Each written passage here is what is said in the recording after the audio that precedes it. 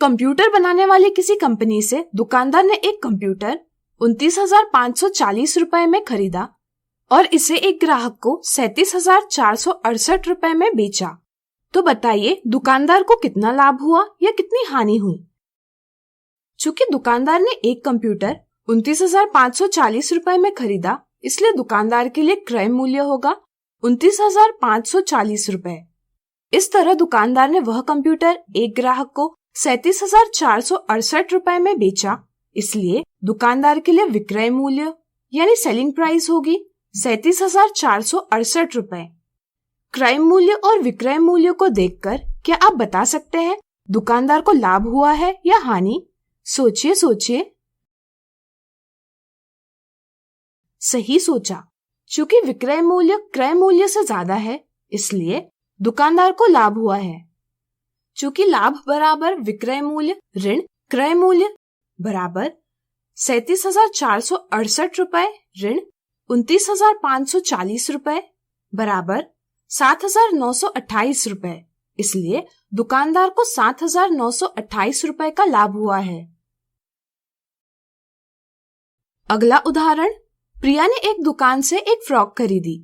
Frock की कीमत थी 340 रुपए, लेकिन दुकानदार ने उस पर 5% की छूट दी। यदि दुकानदार ने वह फ्रॉक 335 रुपए में खरीदी होगी, तो दुकानदार को कितना लाभ या हानि हुई? यहाँ दुकानदार के लिए क्रय मूल्य है 335 रुपए। दुकानदार ने फ्रॉक की कीमत 340 रुपए लगाई है, लेकिन प्रिया को फ्रॉक बेचते समय उसने 5% की छूट दी है। यहाँ 5% की छूट का अर्थ है प्रत्येक 100 रुपए पर 5 रुपए की छूट, जिसका अर्थ हुआ 1 रुपए पर 5/100 की छूट। इसलिए 340 रुपए पर 340 रुपए गुणा 5/100 बराबर 17 रुपए की छूट दी जाएगी। यह फ्रॉक की कीमत से दी गई छूट को घटाकर फ्रॉक का विक्रय मूल्य पता किया जा सकता है। इस तरह से विक्रय मूल्य होगा 340 रुपए ऋण 17 रुपए बराबर 323 रुपए। अब हमें क्रय मूल्य और विक्रय मूल्य पता है। इन्हें देखकर क्या आप बता सकते हैं दुकानदार को लाभ हुई है या हानि? सोचिए सोचिए। सही सोचा। चूंकि विक्रय मूल्य क्रय मूल्य से छोटा है, इसलिए दुकानदार को हानि हुई है। इसलिए हानि बराबर क्रय मूल्य ऋण विक्रय मूल्य बराबर 335 रुपए ऋण 323 रुपए बराबर 12 रुपए, यानी कि दुकानदार को 12 रुपए की हानि हुई है।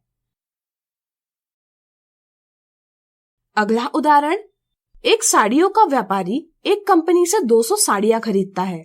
वह इन्हें 250 रुपए प्रति साड़ी के दर से बेचता है, जिससे उसे कुल 6,390 रुपए का लाभ होता है। यदि व्यापारी सभी 200 साड़ियां समान मूल्य से खरीदता है, तो उसने एक साड़ी कितने रुपए में खरीदी होगी? यह उदाहरण दिखने में बड़ा पेचीदा लगता है, लेकिन है बड़ा आसान। आइए इसे हल करें। सबसे पहले हम देखेंगे हमें क्या दिया गया है और क्या पता करना है। उदाहरण से पता चलता है कि व्यापारी द्वारा खरीदी गई साड़ियों की संख्या 200 है। उसने इन्हें 250 रुपए प्रति साड़ी के दर से बेचा, यानी कि 200 साड़ियों का कुल विक्रय मूल्य बराबर 200 गुणा 250 रुपए है, यानी कि 50,000 रुपए है।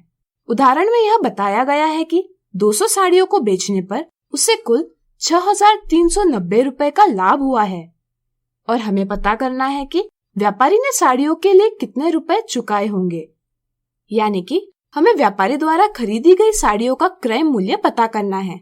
सोचिए यह हम कैसे पता करेंगे? सोचिए सोचिए। चलिए हम बताते हैं।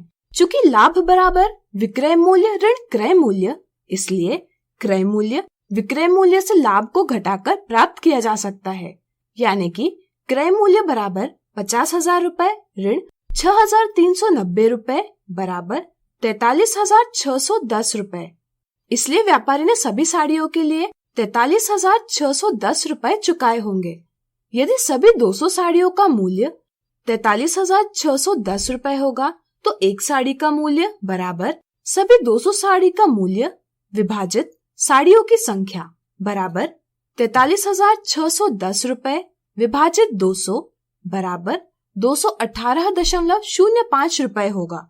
इसलिए हम कह सकते हैं कि दुकानदार ने प्रत्येक साड़ी 218.05 रुपए में खरीदी होगी।